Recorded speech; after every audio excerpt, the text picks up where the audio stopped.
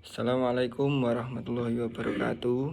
Salam sejahtera untuk kita semua. Om Swastiastu, Namo Buddhaya, salam kebajikan dan salam pendidikan. Yang terhormat dosen pengampu Bapak Dr. Andes Haji Nur Rohman SPD MSI. Pertama-tama marilah kita panjatkan puji syukur kehadirat Allah Subhanahu wa taala karena atas limpahan rahmatnya yang telah diberikan kepada kita semua. Langsung saja mengenai topik penting dalam dunia pendidikan, yaitu konsep dan pengembangan karir tenaga pendidik dan kependidikan serta profesionalisme guru di Indonesia.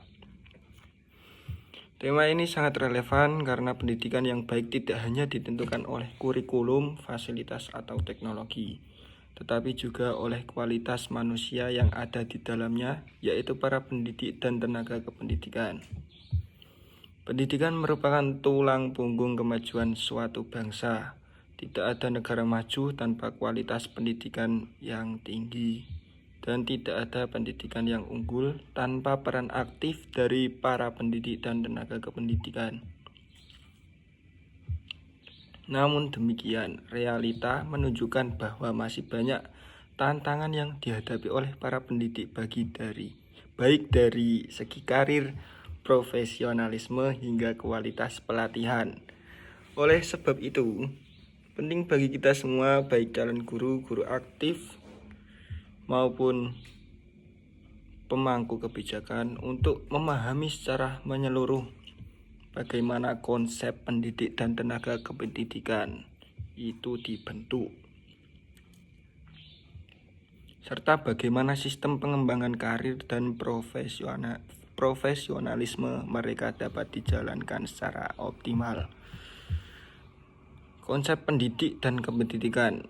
Yang pertama, pengertian pendidik. Menurut Undang-Undang Nomor 20 Tahun 2003 tentang Sistem Pendidikan Nasional, pendidik adalah tenaga profesional yang bertugas merencanakan dan melaksanakan proses pembelajaran, menilai hasil belajar, serta melakukan bimbingan dan pelatihan kepada peserta didik. Seorang pendidik bukan hanya bertugas mengajar, namun juga menjadi pembimbing teladan, inspirator, motivator, dan bahkan figur moral yang membentuk karakter anak bangsa. Mereka memainkan peran kunci dalam transformasi sosial, budaya, dan intelektual. Yang kedua, pengertian tenaga pendidik. Berdasarkan Permendiknas Nomor 24 Tahun 2008, tenaga kependidikan adalah anggota masyarakat yang mengabdi diri dan diangkat untuk menunjang penyelenggaraan pendidikan, contoh kepala sekolah, tenaga administrasi, pustakawan, laboran, teknisi, dan lain-lainnya. Tanpa peran mereka, fungsi sekolah sebagai lembaga pendidikan tidak akan berjalan efektif. Tenaga kependidikan memastikan sistem administrasi, sarana prasarana, dan pengelolaan manajemen sekolah berjalan dengan lancar. Perbedaan dan sinergi pendidik. Yang ketiga, perbedaan dan sinergi. Pendidik terlibat langsung dengan peserta didik dalam proses belajar mengajar. Tenaga kependidikan mendukung secara administratif dan teknis. Keduanya tidak bisa dipisahkan dan harus bekerja dalam kolaborasi harmonis untuk menciptakan ekosistem pendidikan yang berkualitas. Kemudian pengembangan karir pendidik dan tenaga kependidikan. Yang pertama, pentingnya pengembangan karir. Pengembangan karir bertujuan untuk meningkatkan 1. Kompetensi profesional, kinerja individu, motivasi dan kepuasan kerja, kualitas layanan pendidikan. Dalam konteks pendidik dan tenaga kependidikan, pengembangan karir berkaitan erat dengan jenjang jabatan, pengakuan kompetensi, dan reward system. Yang kedua, jenjang karir pendidik. Guru memiliki jalur karir fungsional yang jelas, mulai dari guru pertama, guru muda, guru madya, kemudian guru utama. Untuk naik jenjang, guru harus mengikuti penilaian kinerja, memiliki angka kredit tertentu, dan mengikuti pelatihan kompetensi seperti pendidikan dan pelatihan profesi guru PLPG, pendidikan profesi guru PPG, pengembangan keprofesian berkelanjutan PKB. Yang ketiga, pengembangan karir tenaga kependidikan. Tenaga kependidikan juga memiliki jenjang jabatan fungsional seperti kepala tata usaha, pustakawan madya, laboran, dan kepala sekolah. Itu pengembangan karir tenaga kependidikan. Mereka harus mengikuti diklat teknis seperti profesi dan pelatihan manajerial. Yang keempat, kendala dalam pengembangan karir. Terbatasnya akses pelatihan di daerah 3T, yaitu tertinggal, terdepan, dan terluar. Beban administrasi tinggi, kurangnya sistem monitoring kinerja secara adil dan objektif, ketimpangan sarana prasarana dan SDM antar sekolah.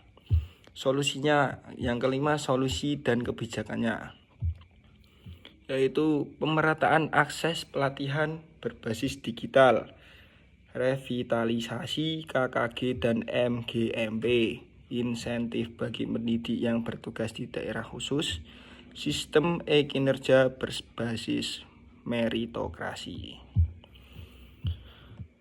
Kemudian profesionalisme guru di Indonesia. Yang pertama, konsep profesionalisme. Profesionalisme guru adalah komitmen yang kemampuan guru untuk melaksanakan tugasnya berdasarkan standar kompetensi, kode etik, dan prinsip-prinsip pedagogik. Menurut Mulyasa 2007, guru profesional harus memiliki kompetensi pedagogik, kemampuan mengelola pembelajaran, itu kompetensi pedagogik. Kemudian kompetensi profesional, itu penguasaan materi.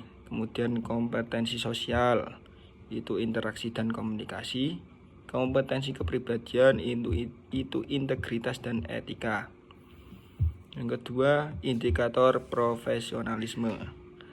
Yang pertama, mengikuti pelatihan secara rutin, terlibat dalam kegiatan pengembangan keprofesian, mampu mengintegrasikan teknologi dalam pembelajaran, menunjukkan etika kerja dan semangat pelayanan tinggi.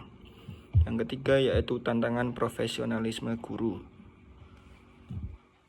Adapun itu yaitu kesenjangan kualitas guru antara kota dan desa. Masih ada guru yang belum bersertifikat, kurangnya budaya membaca dan menulis ilmiah di kalangan guru, beban kerja administratif mengurangi waktu refleksi. Yang keempat, strategi peningkatan profesionalisme. Pemerintah harus menyediakan pelatihan gratis dan berkualitas. Guru perlu membentuk komunitas belajar profesional (PLP). Perlu budaya menulis artikel ilmiah dan jurnal pendidikan. Diperkuatnya evaluasi berbasis kompetensi, bukan sekedar senioritas. Kesimpulan.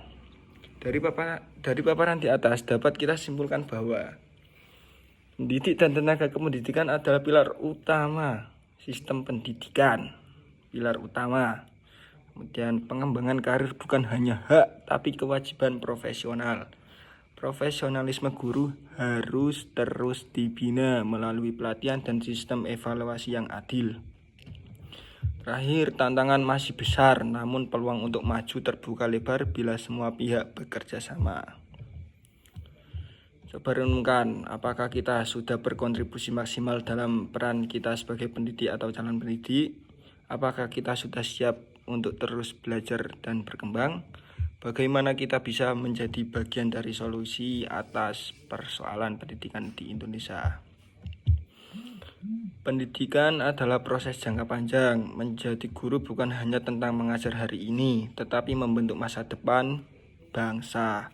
Mari kita harus belajar mengikuti perkembangan dan menjadi pendidik yang adaptif, inovatif, dan berdedikasi. Jangan puas dengan pengetahuan hari ini, jadilah pembelajar sepanjang hayat yang memberi dampak nyata bagi peserta didik dan masyarakat. Demikian pemaparan materi tentang konsep dan pengembangan karir tenaga pendidik dan kependidikan serta profesionalisme guru di Indonesia.